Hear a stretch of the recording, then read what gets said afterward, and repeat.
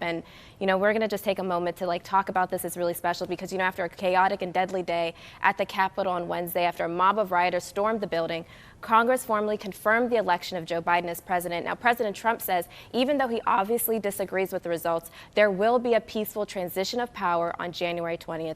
Now, we want to bring in Chen. He's a political strategist and host of Face the Issues on WPBH TV in Philadelphia to hear his take on the situation and what this means for the nation moving forward. Sam, thank you so much for joining us today. Americans are speechless over what occurred. And I know it was a really emotional day for you because you had friends, you had former colleagues who were there during the lockdown. You were texting them. Tell us your thoughts.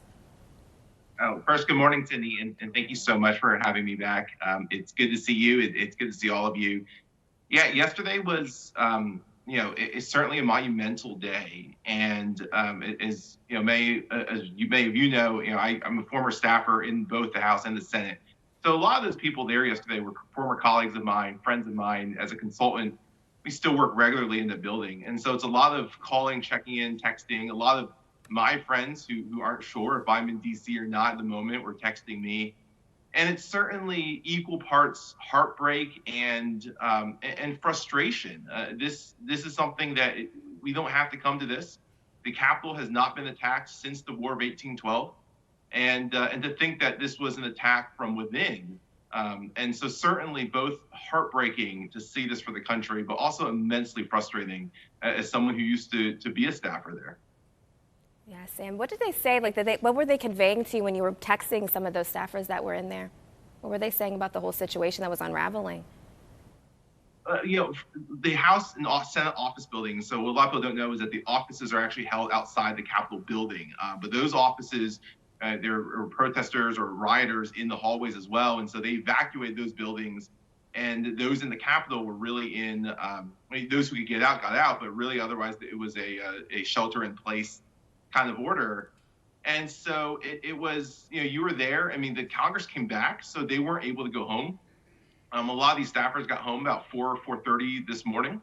And so it was, you're in there. If you're a communications person, you're actually putting out statements from your members. So you're working through this.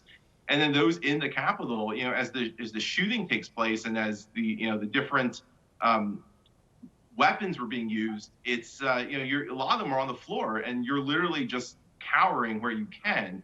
So it was terrifying for a lot of them, and for some of the more senior members who are somewhat used to seeing unrest and seeing threats. I know one friend who this is not the first time he's encountered this, and so it was almost like, hey, this is happening again. But they come to the same point, which is this doesn't have to happen in our country. This shouldn't happen in our country.